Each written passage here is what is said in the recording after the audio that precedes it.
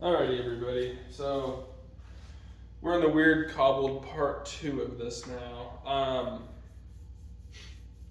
Like I said in the last video, it kind of got thrown up muck. There's a little bit that I've done to this since that video. I did the rear main. I think I talked about it a little bit in the clip you're going to see here in a second after I did it, but I'm not going to lie to you. Way behind right now for what I want to be with this. I said that last video. It's been a week since then, and probably 2 weeks by the time this comes up. I'm feeling very under the weather after a few days, so I'm probably just going to go ahead and button up this, basically clean all this stuff up, get the oil pan on, and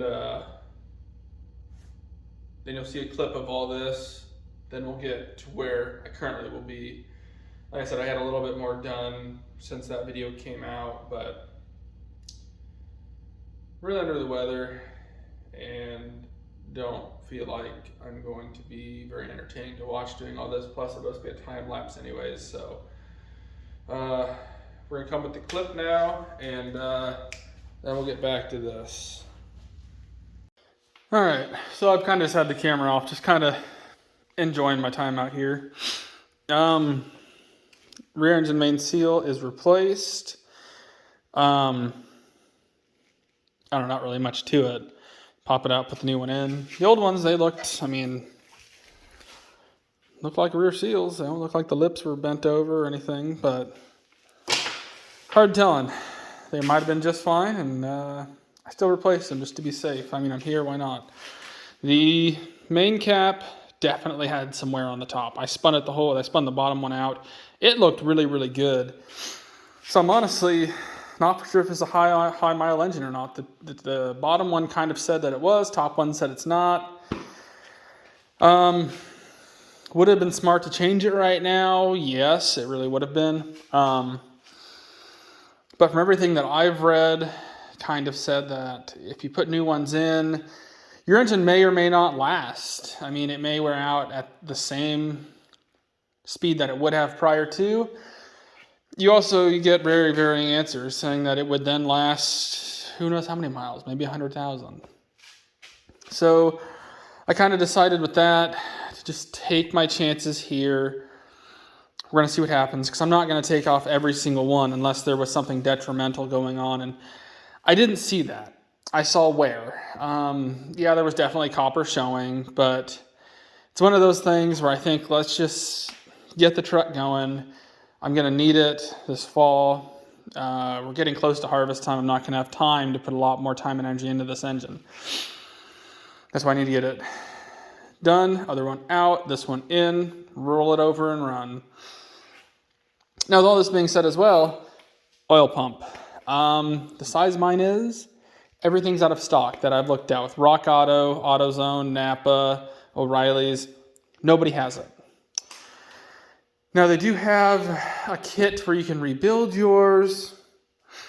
However, what I think I'm going to try to do is once I get the engine flipped over, I'm going to put a thing down in the distributor hole, spin this engine, or spin the oil pump over, see if it brings oil up to the heads. If it does, I'm going to call it good. If it doesn't, then I'm going to try to figure out a rebuild kit, because oil pump's kind of important. Let's be honest here. I need that thing for the engine to stay, well, running, essentially. It'll lock up without oil eventually. So that is where I'm kind of at with that. Oil pan. Looked under the truck today before it started raining. This one will work. So that's a positive step right there. So I guess what I'm going to do is get everything cleaned up, buttoned up, oil pan back on, and call the bottom end good. Once I get it flipped over, get the timing cover back on, get the front main seal back done. Don't worry about all this paint. Their gaskets are all still on here. And pretty much, she'll be pretty damn close. Still got to clean the, valley pan up and get the gaskets off it. That was my plan for tonight, actually, off camera, and then I decided, hell, let's just do the main rear and be done with it, rear main and be done with it. Well, then I saw those bearings, got kind of worried, did a bunch of research. Here we are. So it's pretty much we're updated on this. I don't even know what time it is. It's probably like 10:30, 11-ish at night. So I'm tempted just to call it a night on this and get back at it tomorrow. But we'll see how I'm feeling. I am at a brake clean. I do need to clean up that oil pan horribly. It has a ton of junk in it. Not to mention I do need to clean up the timing cover as well. It's also looking terrible. So kind of at a standstill really until I get some brake clean or something. Original plan for today was to tear out the other engine. Start on the video for the week after this one would come out. Or that one first, depending upon where things landed. But so with that being said, there might be 1 or 2 lapses in videos coming up just because Mother Nature, me not having a lot of free weekends. So next weekend I'm already busy. So then once November hits, it's deer season. So this is only going to be late night stuff. So it's kind of where we're going to be at for this stuff. But still try to do the best I can to post when I'm able. So yeah, enough of this. Let me figure out what I'm going to do, and I'm going to go from there. Well, the oil pan's back on. Sorry, I didn't realize that last time I ran on so much about what the video you guys had, or the part you guys had right before this. My bad. But also, it's on. I'm going to say right now, I torqued the pan to spec. I'm not crazy about how that came out. So if there's a potential leak, I did it the way you're supposed to do it. And I'm not crazy about how it came out. I honestly have not been crazy about this entire gasket set, actually. The valve seals that came with it I thought were trash. I kept the original ones in there. I never said that originally, but I did. Or the ones that were in this already are still in there. But yeah, I'm worried about that oil pan gasket, but it'll be okay. But yeah, no, I still need to get that valley tray, whatever you call it, pan cleaned up. I'm probably not going to do that tonight. Like I said, I'm under the weather, and it's not happening right now, but gotta get that done, get the water pump cover, the timing cover cleaned up still, and get that bolt extracted, but we're getting there. On to the next part. All right, well, a couple things have happened. There's been way too much talking in this video, so we're gonna time lapse soon, but just went ahead and got a new valley pan. I cleaned up some on the old one, and there's just spots where it just did not look good. So got a new one. Fun fact, if you order it from O'Reilly's, 1-day shipping's free. So that's a thing I didn't really even know about. So that was something I'm very happy to learn about, though. And I'm just trying to get some stuff on the corner of all these so that everything does what it's supposed to do once I get that valley cover on. It already has gaskets on both sides of it, so yeah. On top to start a time lapse any second now, probably.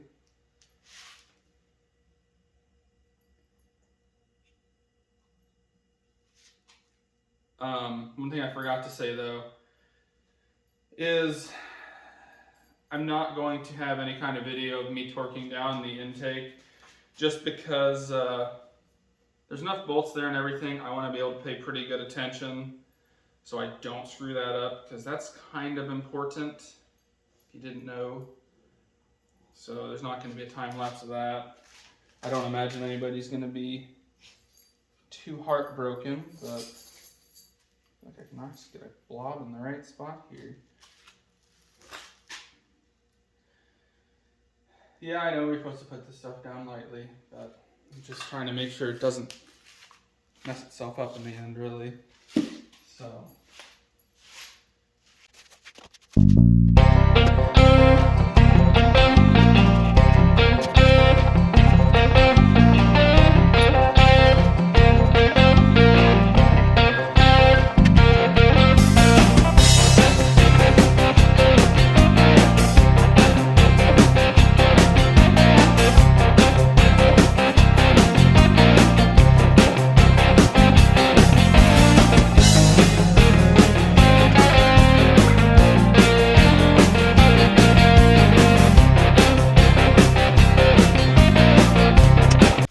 So I kind of let stuff get away from me, and I just kind of kept working.